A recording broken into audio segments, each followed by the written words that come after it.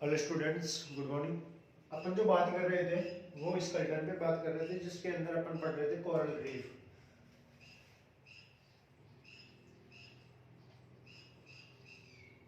Coral reef में बात कर रहे थे जो कितने टाइप की थी, 3 टाइप की थी। कौन कौन सी? पहली थी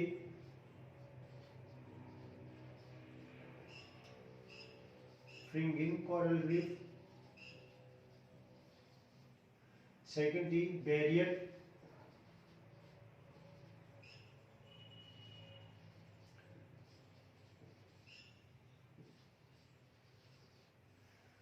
और थर्ड थी अटोल।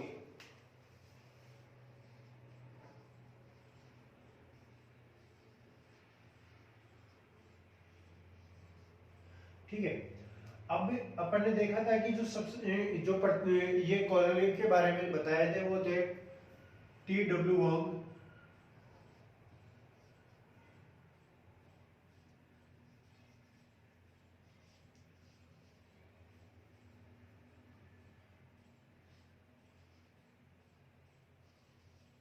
Wagon, T.W. वोगन थे जिन्होंने सन 1917 के अंदर कोरल रीफ के बारे में बताया, जिसमें सबसे पहले जो थी वो थी कोरल फ्रिंगिंग कोरल रीफ, जिसे अपन हिंदी में कहते हैं चादरदार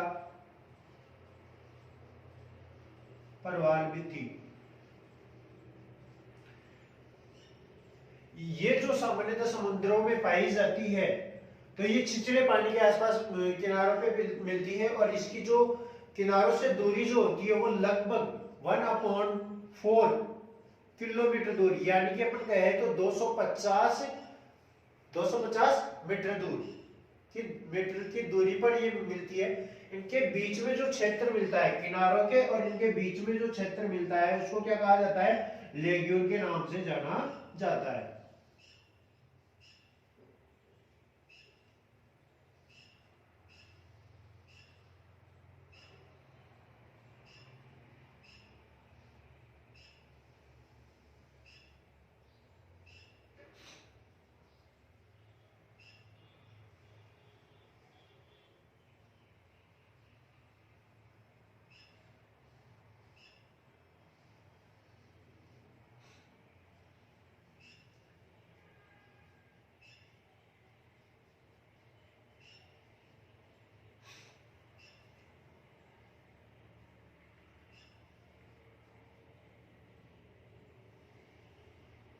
ये होती है, ठीक है, किनारे के आसपास होती है और लहरदार होती है पानी के अंदर, यूं इस प्रकार से।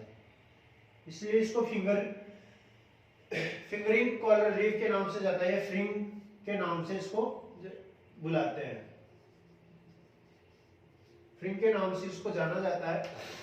इस कोरल रीफ की जो दूरी होती है तटों से वो होती है लगभग 250 मीटर दूरी, और इनके बीच में कोई भी जलयान नहीं चल सकते। साथ में इनकी जो गहराई होती है वो लगभग होती है 50 मीटर तक। ठीक है, इनकी जो गहराई होती है तल से वो कितनी होती है? लगभग 50 मीटर तक की इनकी तलों की गहराई तलों के अंदर ये पाई जाती है। अगला आता है इसकी जो मेन, ये जो पाया जाता है वो जो ज्वालामुखी होते हैं उनके आसपास में ये पाई जाती है। दूसरी होती है बैरियर रीफ। बैरियर रीफ की अपन बात करते हैं तो इसको यहाँ पे देखो, इस वाले पार्ट को क्या कहा जाता है? लेग्यूल पार्ट कहा जाता है। मैंने कल भी बताया था, यानी कि पिछली क्लास जो अपनी थी उसके अंदर मैंने बताया था कि लेग्यूल इसे कहा जाता है। कोरल रीफ के बीच का जो क्षेत्र होता है उसको लेग्यूल कहा जाता है। अगली जो आती है वो आती है अपनी बैरियर कोरल रीफ।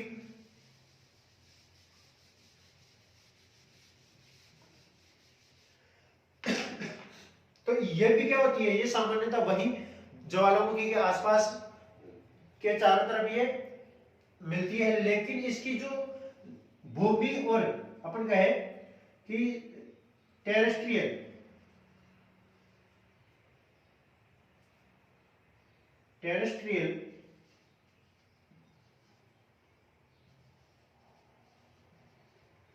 सरफेस से जो इनकी दूरी होती है वो होती है लगभग 50 से 100 मीटर दूरी।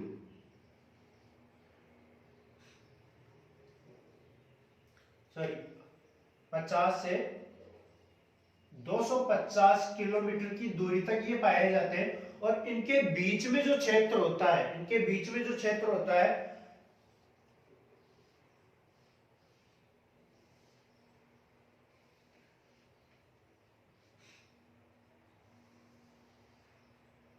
ये इनके बीच की दूरी होती है, जो कितनी होती है, लगभग 250 किलोमीटर की दूरी इनके बीच में पाई जाती है। इसके बीच में आसानी से जलयान चल सकते हैं। क्यों? इनके बीच की जो दूरी होती है बहुत अधिक होने के कारण इनके बीच में जलयान चल सकते हैं। और साथ ही इनको कहा जाता है लेग्यून। इनके बीच के जो पार्ट को कहा जाता है वो लेग्यून कहा जाता है। और इनके तल के अंदर जो गहराई पाई जाती है, बेरियर कोरल रीफ की जो तल के अंदर गहराई पाई जाती है वो पाई जाती है 20 से 100 मीटर तक ये गहराई के अंदर पाए जाते हैं। तीसरी जो आती है अटोल। अब इस प्रकार का बेरियर कोरल रीफ प्रकार की जो कोरल रीफ है वो ऑस्ट्रेलिया के अंदर है, उसको कहा जाता है the great chorial reef, sorry the great barrier reef,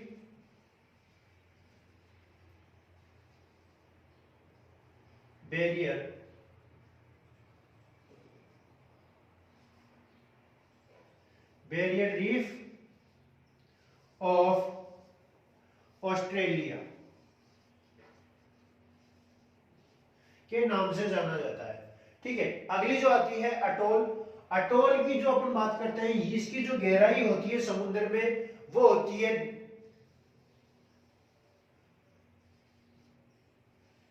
50 से 120 मीटर होती है। और इसकी जो दूरी होती है वो होती है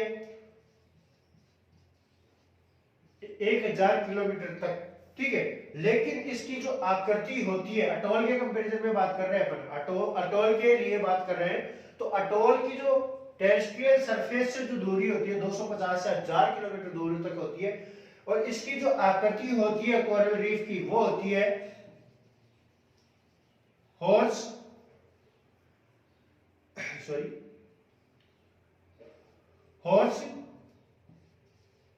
सोई सेफ आकृति होती है, यानी कि घोड़े के नाल के समान इनकी आकृति होती है। और इनके बीच में जो क्षेत्र होता है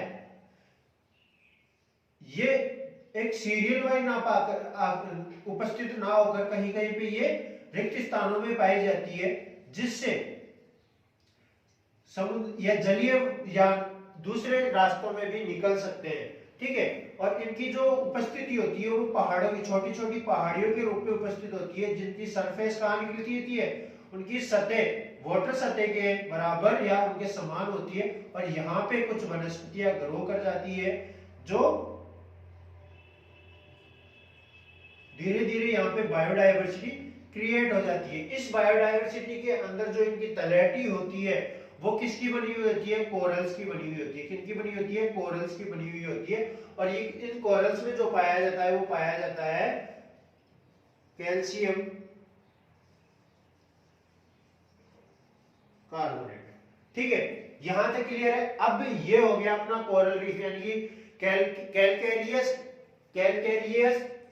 स्केलेटन, एक्सोस्केलेटन जो था उसके अंदर अपन पहला पढ़ रहे थे कोरल्स। और उन कोरल्स का आज ये कोरल्स कंप्लीट हो चुकी है। Corals of calcium carbonate in calcareous exoskeleton के अंदर अपन पढ़ रहे थे। तो अब जो आगे जो आएगा वो आएगा मोलस्का, यानी कि मोलस्का के अंदर पाए जाने वाले कैल्शियम कार्बोनेट के जो सेल्स होते हैं, जो सेल होते हैं, जो कवच होते हैं, उनका फॉर्मेशन किस प्रकार से होता है। तो इसका एक डायग्राम होगा, वो डायग्राम बना लेता हूं। उसके लिए मेरे को वीडियो पॉज करना पड़ेगा, इसको मैं बाद में मिक्स साफ करता हूं। हाँ, ये डायग्राम तैयार हो गया है। तो अपन बात कर रहे थे, सर्किट चेंज कर दिया मैंने।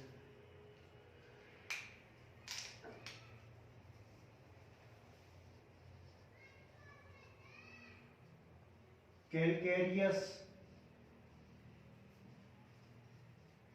एक्सोस्केलेटन इन मोलस्का। मोलस्का के अंदर पाए जाने वाले कैलकेरियस एक्सोस्केलेटन जिसके अंदर होता है कैल्शियम कार्बोनेट।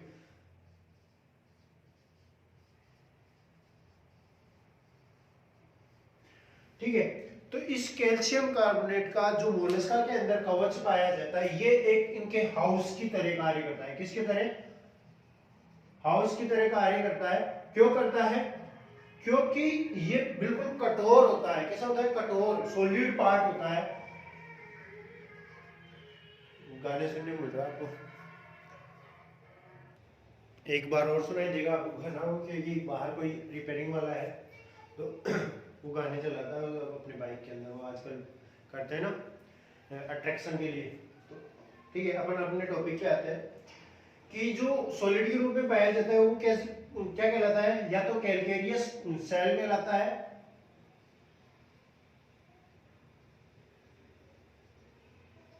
या फिर इसको ओनली क्या कहते हैं? सेल कहते हैं। ठीक है, ये जो सेल होती है इसका जो निर्माण होता है कैल्शियम इनमें मोलस्का के अंदर, वो इनमें पाई जाने वाली मेंटल सेल्स के द्वारा होता है। किनके द्वारा होता है? मेंटल सेल्स के द्वारा इनका सिक्रेशन होता है।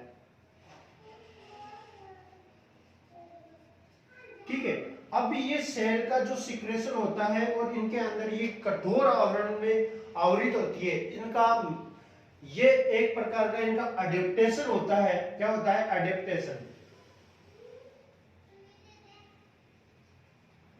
क्यों होता है इस प्रकार का अडेप्टेशन? क्योंकि जो मोलस्कन एनिमल है, जो मोलस्कन एनिमल है, ये एनिमल सामान्यतः अपन बात करते हैं तो बहुत सॉफ्ट होते हैं। कैसे होते हैं? सॉफ्ट होते हैं। और ये बाह्य एनवायरनमेंट से होने वाली हानियों से बचने के लिए अपने आप को क्या करते हैं? कवर्ड के अंदर बंद करते हैं, क्लोज करते हैं, जिससे ये बाह्य जो शिकारी एनिमल होते हैं, जो किसी भी प्रकार का जो इनको हानि पहुंचाने वाले एनिमल्स होते हैं, या कोई टेम्परेचर कहे, या मान लो कि पानी के अंदर पाए जाने वाले लवणीय मात्रा के कारण इनकी त्वचा या इनकी स्किन को जो नुकसान पहुंचता है, उससे बचने के लिए क्या करते हैं? इनके मेंटल पार्ट से क्या करते हैं? ये सेल का सिक्रेशन करते हैं, कैल्शियम कार्बोनेट का सिक्रेशन करते हैं। अब बात करते हैं अपन मोलस्का के एनिमल, अलग अलग डिफरेंट क्लास के डिफरेंट एनिमल के अंदर डिफरेंट टाइप का कवच तैयार होता है। ठीक है, जैसे कि अपन बात करते हैं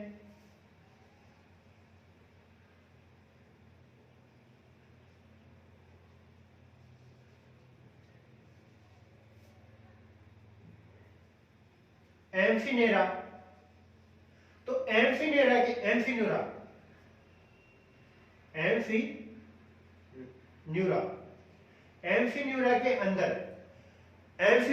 अंदर जो कवच बनता है वो प्लेट लाइक स्ट्रक्चर के अंदर बनता है। किस प्रकार? प्लेट लाइक स्ट्रक्चर के रूप में बनता है। ऐसे ही अपन बात करते हैं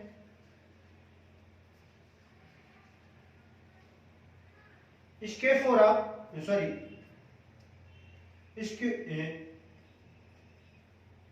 स्केओपोडा, फोरा नहीं है, स्केओपोडा के अंदर जो सेल बनता है वो कैसा बनता है? ट्यूब के समान, एक ट्यूब लाइक बनता है, जिसके अंदर ये अपने आप को क्या करता है? बंद करता है। इसका जो ऊपर का पार्ट होता है वो क्या कहलाता है? वो कहलाता है अपेक्स। और ये भी अपन बात करते हैं गैस्ट्रोपोडा का जो एनिमल होता है, इसका ऊपर का जो खोल होता है वो क्या कहलाता है? अपेक्स। ठीक है, और नीचे से ये एक आवरण पाया जाता है, उस आवरण के द्वारा ही एनिमल इसके अंदर बंद रहता है, और इसका सिर और आगे के जो फोर लिम्ब होते हैं वो इसके आगे के पार्ट से बाहर निकलते हैं। अगला जो आता है, जैसे कि अपन क्लास की बात करते हैं, तो क्लास गैस्ट्रोपोडा की बात करें अपन,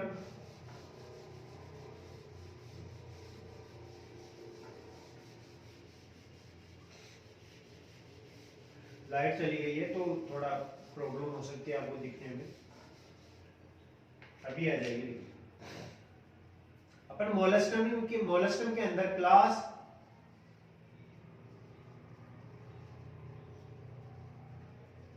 गैस्ट्रोपोड की बात करते हैं तो इनके अंदर पाए जाने वाला जो खोल या जो सेल है वो स्पाइरल टाइप का होता है, और स्पाइरल टाइप के साथ साथ इनमें कुंडलित वल्कुट पाए जाते हैं, वोल्व पाए जाते हैं। तो स्पाइरल एंड वोल्व यूनिवोल्व्ड सेल इनमें प्रेजेंट होता है। इनके मेंटल के द्वारा जो बनाया जाता है वो किस प्रकार का होता है, स्पाइरल कुंडलित व वल्कुट युक्त सेल पाया जाता है। बात करते हैं अपन अगला जो, ये तो हो गया यूनिवोल्व्ड, यानी कि एक वल्कुट वाला जो सेल होता है उसको क्या कहा जाता है, यूनिवोल्व्ड कहते हैं। ऐसे ही ग्लास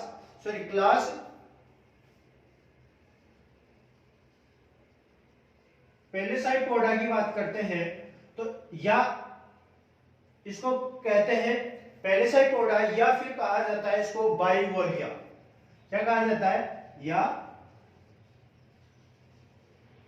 बाइवोलिया क्यों, क्योंकि यहां पे तो यूनिवोलिया कहने का मतलब है, यहां कहने इसके जो नाम से अर्थ जो निकलता है, एक वोल युक्त सेल का निर्माण होता है। और इसके अंदर पेलिसाइपोडा के अंदर बाइवोलिया या इसका जो क्लास है, इस क्लास को दो नाम से जाना जाता है, या तो जाना जाता है पेलिसाइपोडा या फिर बाइवोलिया।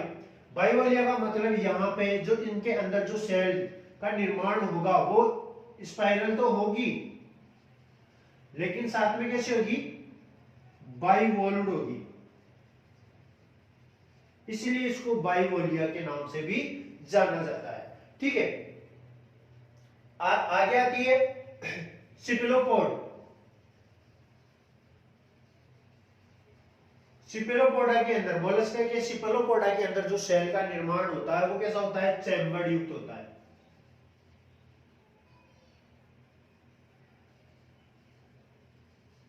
और चैम्बर भी कैसे होते हैं, एक चैम्बर या दो चैम्बर नहीं होकर बहुत सारे चैम्बर पाए जाते हैं, इसलिए इनको कहा जाता है मल्टी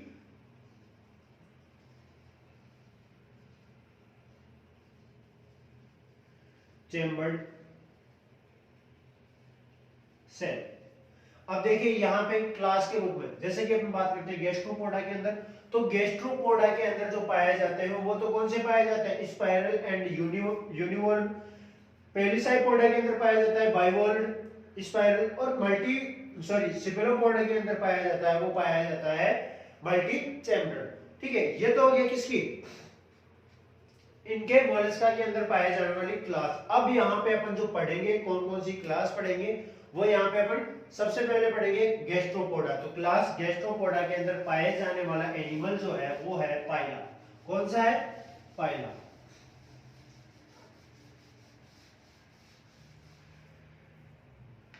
तो यहां जो अगली हेडलाइन हो जाएगी अपनी वो है कैलकेरियस एक्सोस्केलेटन इन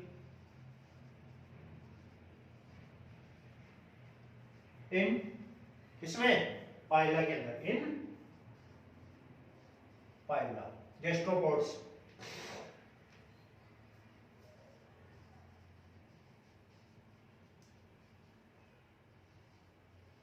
क्योंकि ये कौन से मोलस्का की गैस्ट्रोपोड वर्ग का एनिमल है। ठीक है, अब गैस्ट्रोपोड या पाइला के अंदर जो कुंडलित या जो स्पाइरल सेल जो होता है, इसके अंदर जो ये सेल का जो निर्माण दिख रहा है आपको, इसके अंदर ये कैसा होता है, डेक्स्ट्रल या राइट हैंडेड होता है। कैसा होता है,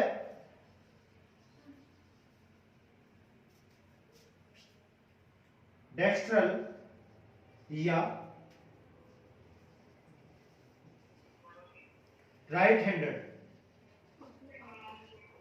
एक मिनट, सॉरी कॉल आ गया था तो बीच में मेरे को पॉज करना पड़ा। तो डेक्स्ट्रल ऑफ राइट हैंडेड होते हैं। ठीक है, तो यानी कि ये राइट तरफ से कुंडलित होते हैं, और इनका आकार जो बढ़ता है वो राइट साइड में आकार बढ़ता है, और लेफ्ट साइड में क्या होता है, छोटा होता है। ठीक है, तो अपन बात करते हैं इनके आकार कुंडलित आवरण की।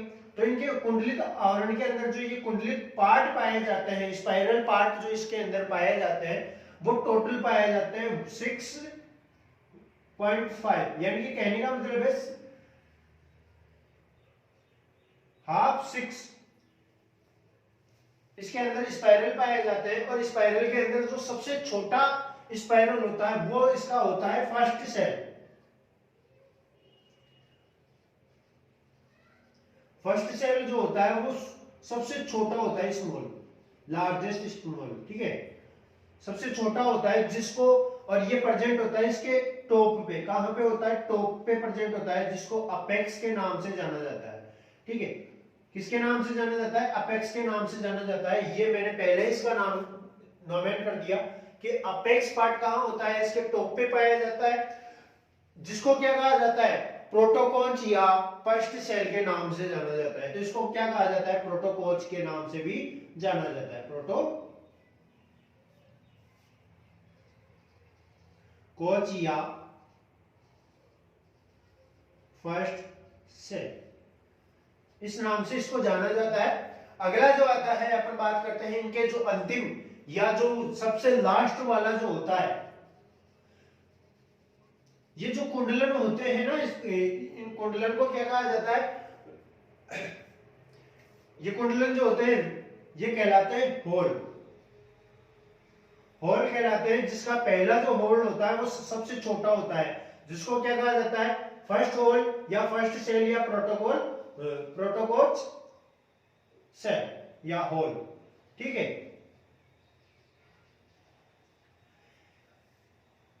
अंतिम जो होल होता है, अंतिम जो होल होता है, ये सबसे लार्जेस्ट पार्ट होता है, जो कहलाता है बॉडी होल। क्या कहलाता है? Body hole. अब वापस देखो इसको, ये कैसा होता है? जो आपको दिख रही है ये संरचना, बॉडी कवच जो दिख रहा है वो कहलाता है, वो होता है डेक्स्ट्रल या राइट हैंडेड होल होता है, जिसके अंदर पाइला क्या कर सकता है? ये अपने हाउस की तरह इसको यूज करता है। किसकी तरह यूज करता है? हाउस की तरह यूज करता है। इसके बाहर यहां से जो निकलता है ये होता है इसका प्रोबोसिस। प्रोबोसिस एक सूंड के रूप में होता है, जिसको कहा जाता है, ये एपरेचर के नाम से जाना जाता है। एपरेचर होता है, यहीं से इसका सिर और माउथ बाहर निकलता है। तो इसको दूसरा पर क्या कह सकते हैं? इसका होता है, ये कहलाता है माउथ, ठीक है। अपन ने एक स्केलेटन के बारे में, सॉरी, अपन जब पढ़ रहे थे लोकोमोशन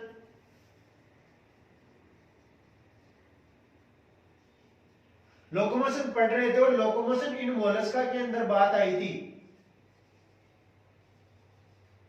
तो अपन ने एग्जांपल लिया था पाइला, और पाइला के अंदर ये एक जो खांच पाई जाती है, जिससे इसका सिर बाहर निकलता है। सिर बाहर निकलकर वो क्या करता है? एक रेंगते हुए ये गति करता है। उस वाले पार्ट को क्या कहते थे अपन? मेरे को याद नहीं आ रहा एक बार, तो आप उस शब्द को जो शब्द कहलाता है, मैं आपको देख के बताता हूं एक मिनट। हाँ, तो जो ओपरकुलम था, वो ओपरकुलम, ठीक है। तो ओपरकुलम से क्या होता था? इसका हेड बाहर निकलता था, और वहीं से वो उसके अपने ट्रायंगल पार्ट से गति करता था। तो ये जो पार्ट है वही क्या है? इसका ओपरकुलम है। इस ओपरकुलम के द्वारा ही माउथ और इसका हेड कवरित होता है, और समय समय पर आवश्यकता अनुसार बाहर निकलता है, ठीक है। तो इसके जो बॉडी होल, और ये यहां तक समझ में आ गया, जिसको कहा जाता है बॉडी होल के नाम से जाना जाता है। आगे जो इसके अंदर है वो है कि इसके अंदर जो पाए जाने वाले कोलिकम है, उनके अंदर आवृत होता है। अब देखिए यहाँ पे अपेक्स पार्ट जो बात कर रहे थे अपन, ये सॉरी एक मिनट, कोलुमेला यहां दिख रहा है आपको, ये कोलुमेला।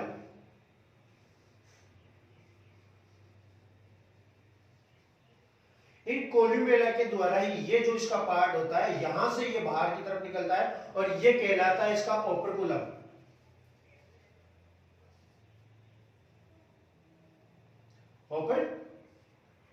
ओपरकुला या ओपरकुलम, इस वाले पार्ट से ये बाहर निकलता है। ओपरकुला है, यही कह लेते हैं अपन।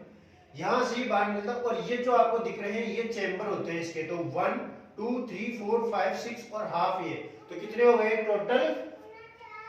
6 सही,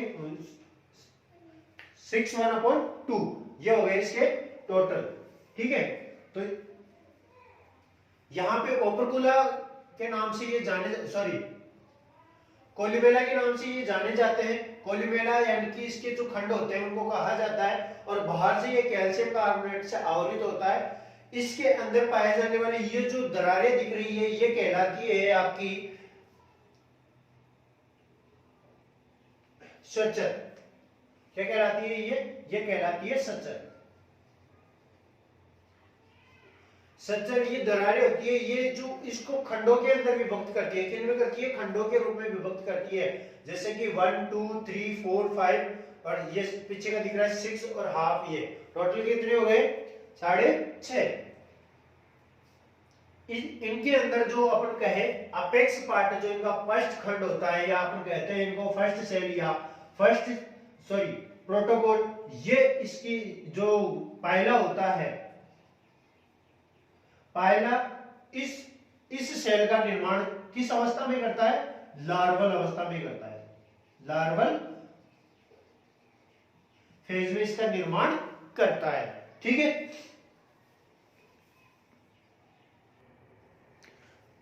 तो इसके अंदर जो बात करते हैं अपन, जो 6th जो वाला पार्ट होता है, अंतिम पार्ट जो होता है वो क्या होता है?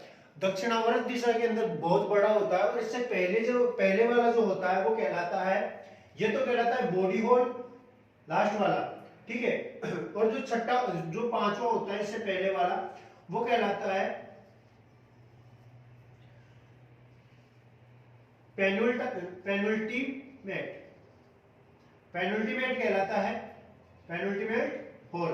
और इन दोनों होल को जो अलग करती है वो क्या कहलाती है? सुचुर के नाम से या सुचर के नाम से जानी जाती है। ठीक है, जो क्या करती है? इन दोनों पार्ट को, किसको? 6th और 5th को अलग करती है। इनके ऊपर जो ये लाइनें आपको दिख रही है वो कहलाती है लाइन ऑफ ग्रोथ, या इसको दूसरे नाम से जाना जाता है, वो कहलाता है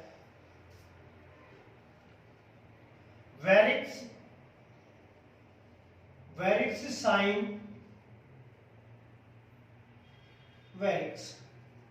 यानी कि इनकी ग्रोथ के रूप में जो ये रिंकल्स पाए जा रहे हैं वो क्या कहलाते हैं? वेरिक्स साइन वेरिक्स के नाम से जाने जाते हैं। इनके अंदर एक खड़ी या अक्षीय खड़ी अक्ष पाई जाती है जो कहलाती है कोलुमेला। ठीक है, ये क्या कहलाती है? कोलुमेला। जो आपको ये संरचना दिख रही है ना, ये कहलाती है कोलुमेला। ठीक है, और यहां पे एक पाया जाता है ओपिकुलम या ओपिकुला। इस ओपिकुला का जो बाह्य पार्ट होता है, जहां से ये बाहर की तरफ खुल रहा है, ठीक है, ये पूरे 6 के 6 पार्ट बाहर की तरफ एक संक्रिय रूप में बाहर निकल रहे हैं, जिसको अपन ने क्या कहा था? ये कहलाते हैं पेरिस्टोम। क्या कहलाता है?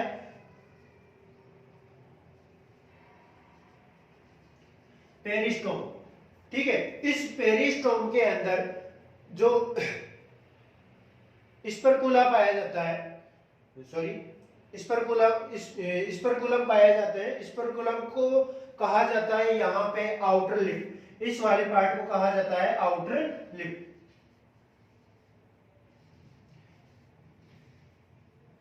पेरिकुलम या पेरिस्टोम। एक मिनट रुकना, यहां पे स्पर्कुलम क्या है?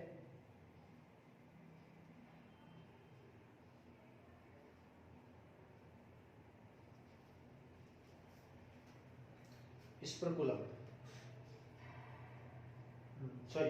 ये ओपर्कुलम है।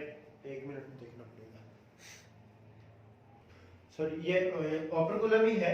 ठीक है, तो हाँ, मैं कहां पढ़ रहा हूँ? स्पर्कुलम। इतनी कंफ्यूजन है।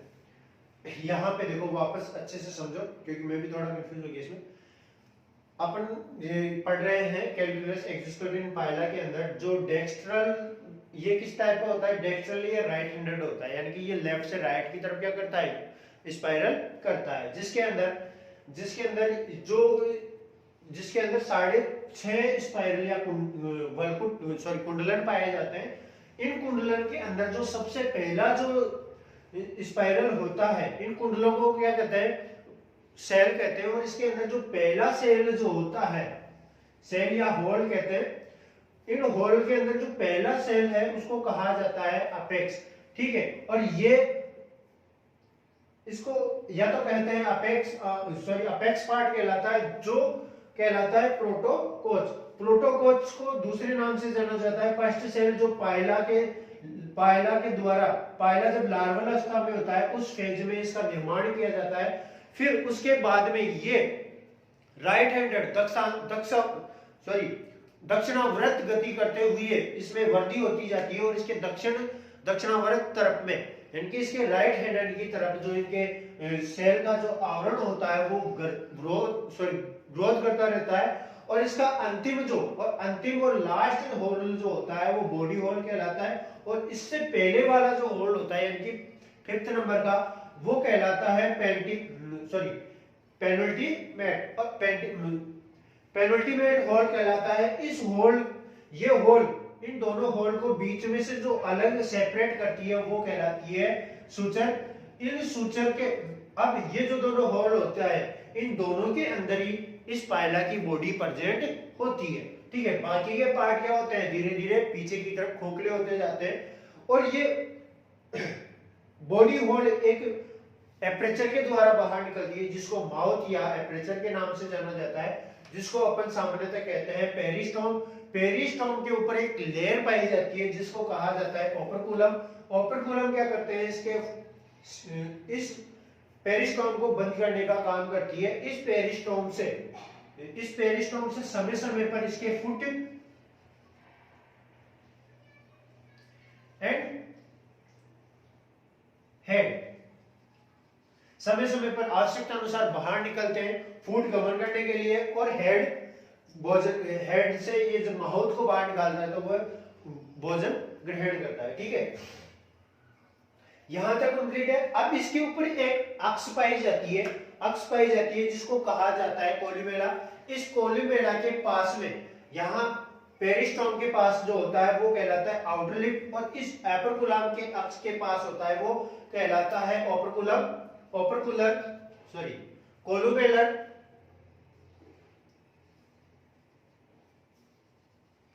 लिप, या कहलाता है इनर लिप। इन इनर लिप से ही इसके जो हेड और फुट होता है वो बाहर निकलता है। अब जो ये कोलुमेला है वो क्या करती है, इनके अक्षों के रूप में इसको विभेदित करती है, और इसके चारों तरफ, इस कोलुमेला के चारों तरफ क्या होता है, कवच के आवरण पाए जाते हैं। तो यहाँ पे पाए जाते हैं स्पाइरल ऑफ सेल। किसके चारों तरफ होते हैं, ये होते हैं कोलुमेला, जो एक अक्ष के रूप में कार्य करती है। इसके चारों तरफ होते हैं स्पाइरल ऑफ सेल। और इन सेल से ये सेल एक सक्रिय एपरेचर के रूप में बाहर निकलते हैं, जिसको कहा जाता है अम्बिलिकस। ठीक है, अम्बिलिकस। अब देखो यहां पे 3 नाम है अपने पास,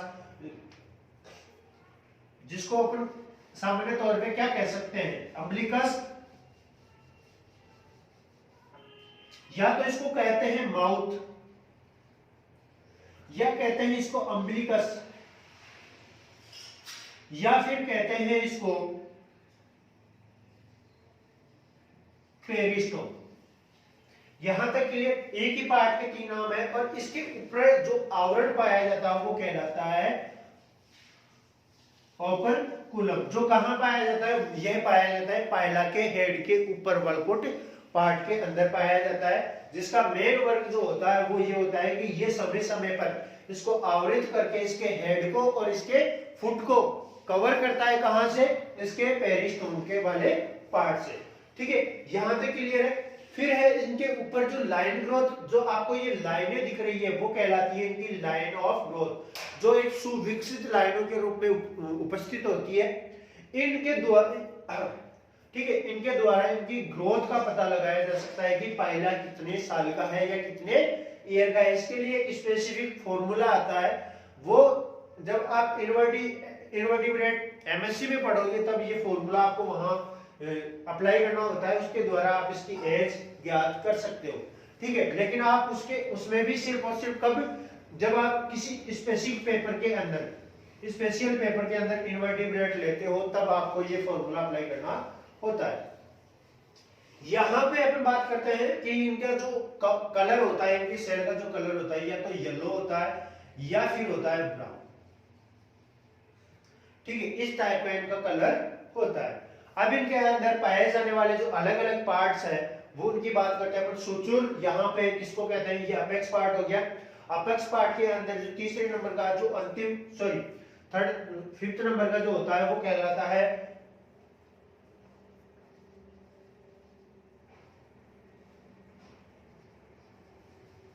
पेनल्टीमेट। पेनल्टीमेट के बाद में होता है वेरिक्स। ये जो आपको दिख रही है ना ये लाइनें, अपन ने क्या कहा था, लाइन ऑफ ग्रोथ या वेरिक्स, तो ये कहलाती है, जो लाइनें आपको दिख रही है वो है वेरिक्स। ठीक है, फिर है आउटर लिप, यानी कि इस पेरिस्टोम के पास जो होता है उसको अपन ने भी कहा था, ये कहलाता है आउटर लिप। और कहां पे, कोलुमेला के पास जो होता है वो कहलाता है कोलुमुलर लिफ। कोलुमुलर लिफ कहां होता है, ये होता है इसके इस वाले पार्ट से, देखो यहाँ पे ये कोलुमुलर, यहाँ पे कोलुमुलर, यहाँ पे आके मिल रही है और इसके अक्ष के पास उपस्थित है, तो ये है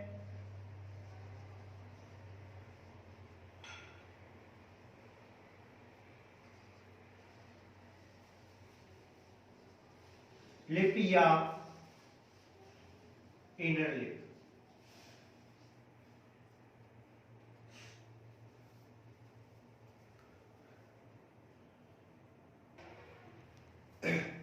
अब देखो ये जो कोलुमेला है वो किसके द्वारा बाहर निकलता है, अम्बिलिकस। और अम्बिलिकस किसके पास पाई जाती है, कोलुमेलर लिप के पास में पाई जाती है, जिसके द्वारा ये बाहर एक सक्रिय मार्ग के द्वारा बाहर निकलती है। तो इस पेरिस्टोम के पास में होती है यहाँ पे, जिसको कहा जाता है अम्बिलिकस। और ये इसका होता है बॉडी होल। क्या होता है, बॉडी होल। ये इसका नोमेनक्लेचर हो चुका है। अब यहां पे देखो, ये कोलुमेलर यहां पे होती है, इसके अम्बिलिकस,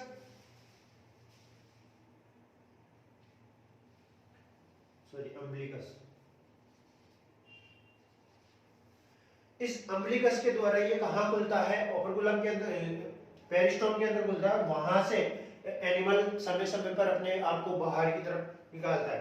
जब एनिमल प्रौढ़ अवस्था या खत्म हो जाता है तो इस खोल से बाहर निकल जाता है और इसको शंख के रूप में उपयोग में लिया जाता है। ठीक है, अब बात करते हैं इनके अलग अलग सेपरेशन की, कि इनका पार्ट कौन कौन से, पेरिस्टोम क्या होता है, इनके अंदर पाए जाने वाले ओपर्कुलम का क्या कार्य है, या इनके अंदर अम्बिलिकस किस प्रकार से कार्य करता है, वो सभी अपन अलग से स्टडी करते हैं। इससे पहले वेल डेवलप्ड नोमेनक्लेचर के रूप में इसको एक बार इसका स्क्रीनशॉट ले लो, तो मैं इसको क्लियर कर देता हूं कि इसके जो है लाइन है।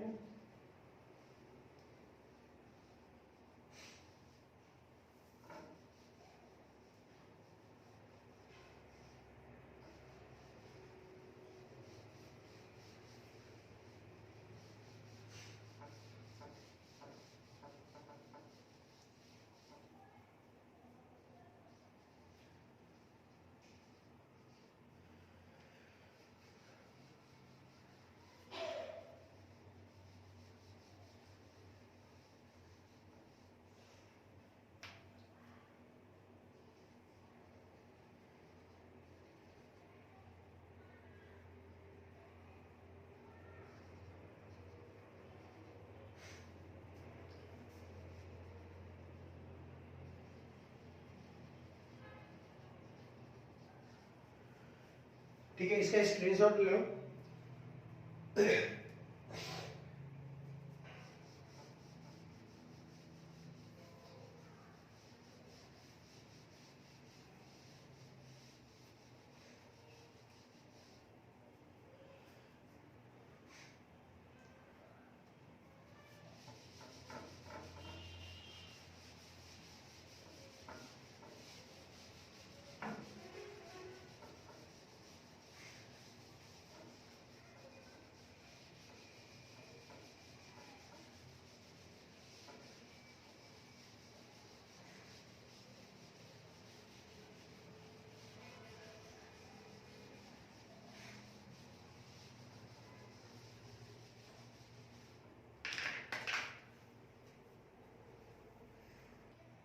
तो यहाँ पे जो ओपरकुलम की बात कर रहे थे अपन,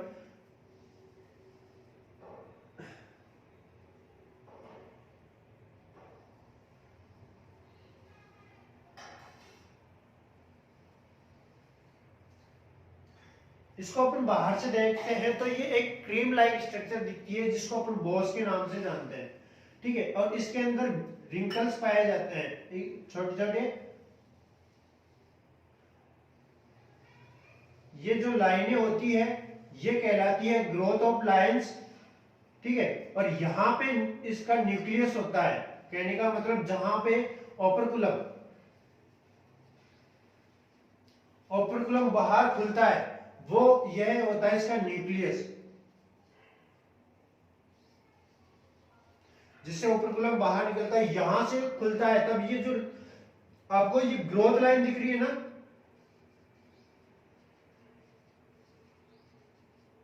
ये ग्रोथ लाइन ऐसे आपस में क्या हो जाती है, कॉन्ट्रेक्टाइल होकर, संकुचित होकर किनारों पे इनर लिप और सॉरी कॉलमुलर लिप और आउटर लिप के दोनों तरफ क्या हो जाती है, चिपक जाती है, जिससे यहां से इसका हेड बाहर निकलता है, ठीक है।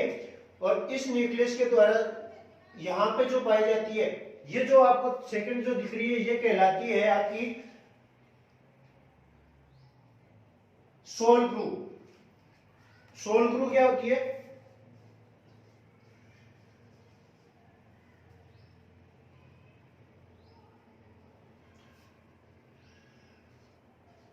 सेलो ग्रू।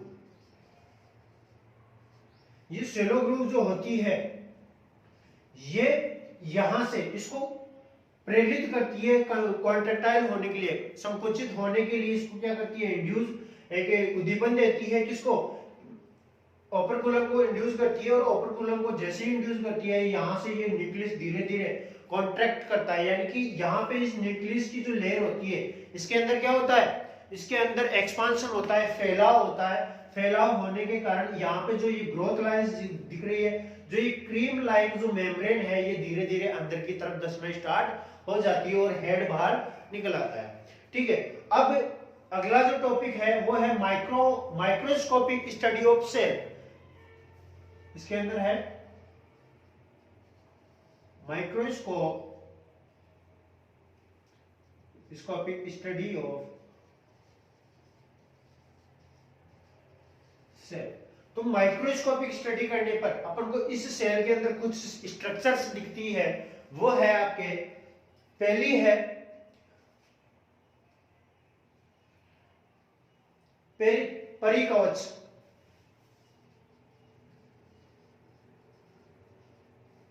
मैं इसको कर ही देता हूं कंप्लीट, भी उसके बाद में अपन जो पढ़ेंगे वो ही मोलस्का के अंदर लेविडेंस के बारे में पढ़ेंगे, जो गैस्ट्रोपोड कंप्लीट हो जाएगा अपना। फिर उसके बाद में एक एनिमल और बचेगा, यानी कि लास्ट 2 क्लासों के अंदर स्केलेटन कंप्लीट हो जाएगा अपना। तो उससे पहले अपन को ये कंप्लीट करना होगा, इसके लिए मेरे को थोड़ा सा बुक का सहारा लेना पड़ेगा। तो यहाँ पे अपन बात करते हैं कि ये हो गया पेरिस्टोम, इसके ओपरकुलम की स्टडी। और ओपरकुलम के अंदर लाइन ग्रोथ पाई जाती है, और लाइन ग्रोथ के साथ इसके अंदर बोस पार्ट पाया जाता है जिसको क्रीम मेम्ब्रेन को कहते हैं। अब इसको माइक्रोस्कोपिक स्टडी जब अपन करते हैं तो इसके अंदर कवच का अनुप्रस्थ काट काट कर सूक्ष्मदर्शियों से देखने पर पता चलता है कि कवच में 3 स्तर पाए जाते हैं, 3 लेयर पाई जाती है, जिसके अंदर पहली है पेरियो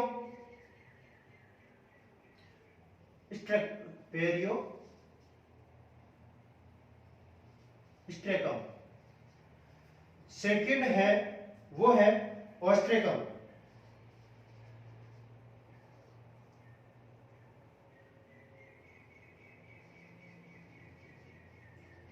और थर्ड है आपकी है वो है मुक्ताब स्तरिया,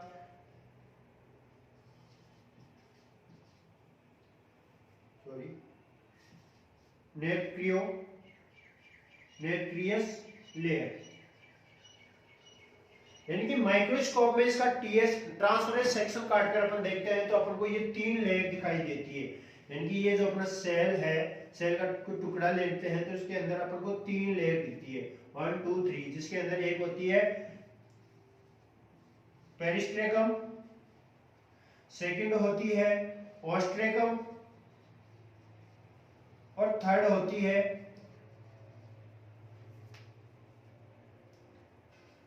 नेक्रियस।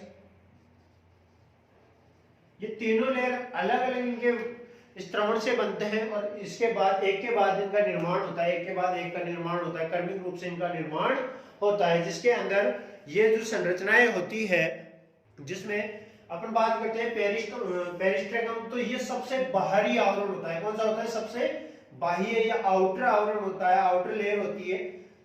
इस आउटर लेयर के अंदर पाई जाती है कॉन्चियोलिन।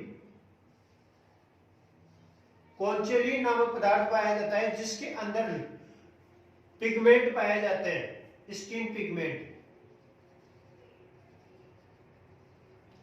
जो क्या करते हैं इस कलर, इसको ये जो अपना सेल है, इसके कलर के लिए रिस्पॉन्सिबल होती है। दूसरी होती है ओस्ट्रेकम। ओस्ट्रेकम होती है ये मिड लेयर होती है, इसके अंदर कैल्शियम कार्बोनेट की प्लेटें पाई जाती है।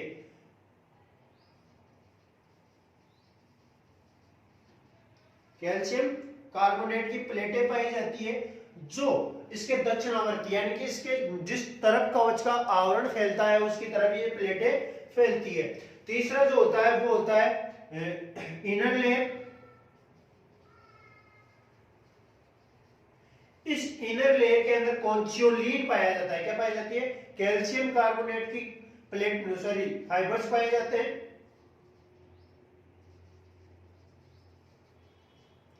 कैल्शियम कार्बोनेट के फाइबर इसमें पाए जाते हैं, साथ में ही कॉन्चियोलिन पदार्थ पाया जाता है। इसके अंदर इसके नीचे होता है मेंटल। मेंटल जो क्या करता है? सिक्रेशन करता है किसका? सेल का सिक्रेशन करता है, जिसके अंदर पहले लेयर बनाता है नेक्रोक्लियस, फिर ओस्ट्रोकोट्रम, फिर पेरिस्ट्रेकम। इसके बाद में अपन बात करते हैं मेंटेलम। ये एक एल्ब्यूमिनियस, कैसा होता है? एल्ब्यूमिनियस टाइप की कैल्शियम कार्बोनेट बनाता है, जिसके अंदर एक तो होती है, दो रूप में कैल्शियम कार्बोनेट का सिक्रेशन करता है। एक तो होती है कैल्काइट और दूसरी जो होती है वो होती है आपकी, एक मिनट रुकना, आर्गोनाइट। आर्गोनाइट के रूप में इन दोनों के कणों के रूप में कैल्शियम कार्बोनेट का सिक्रेशन करता है मेंटल। यहां से अब देखो, इसके जो मेंटल पार्ट होता है ये कॉन्चियोलिन नामक एल्ब्यूमिनियस टाइप का दो कैल्शियम कार्बोनेट कण सीक्रेट करता है, जिसमें एक होता है कैल्केलाइट और एक होता है आर्गोनाइट। ये दोनों मिलकर कैल्शियम कार्बोनेट का सेल इसके अंदर बनाते हैं। अगला जो अपना है वो है कैल्केरियस स्केलेटन, एक्सोस्केलेटन इन लेमिनिडेंस। वो अपन करेंगे नेक्स्ट क्लास के अंदर। यहां तक आपको जो भी प्रॉब्लम है इस स्ट्रक्चर के अंदर, जो अपन ने स्ट्रक्चर बनाए थे उसके अंदर, या फिर आपको जिस टॉपिक के अंदर प्रॉब्लम आ रही है, वो आप मेरे को मैसेज के द्वारा पूछ सकते हो कि यहाँ पे मेरे को प्रॉब्लम आ रही है। या आप, और साथ ही आपको एक क्वेश्चन पेपर मिलेगा इसके अंदर, उसके आंसर आपको देने हैं। तो जब भी ये क्लास आपके पास अपलोड हो जाएगी, उसके बाद में आपको एक पेपर अपलोड करवाऊंगा, जिसके आंसर आपको पीडीएफ के अंदर देने हैं, यानी कि आपको आपकी बुक में सबसे पहले इसको समझ लो किस प्रकार से आपको आंसर, क्वेश्चन के आंसर देने। तो सबसे पहले आपका नाम होगा, फिर उसके बाद में आपके कॉन्टेक्ट नंबर रहने दो, क्या जरूरत है, नाम, क्लास, ठीक है, और ये दोनों काम होने के बाद में आपको क्वेश्चन स्टार्ट करना है। क्वेश्चन नहीं लिखना, सिर्फ क्वेश्चन नंबर 1, जैसे क्वेश्चन नंबर 1 का दे रहे हो तो उसका आंसर। और ये ध्यान रखना, आपको जो मैं 20 क्वेश्चन दे रहा हूं, 20 क्वेश्चन के आंसर होने नेसेसरी है, ठीक है। अगर इससे कम होंगे, जैसे 20 क्वेश्चन के अंदर आपके 19 भी आंसर होंगे, तो मैं आपकी फाइल चेक नहीं करूंगा।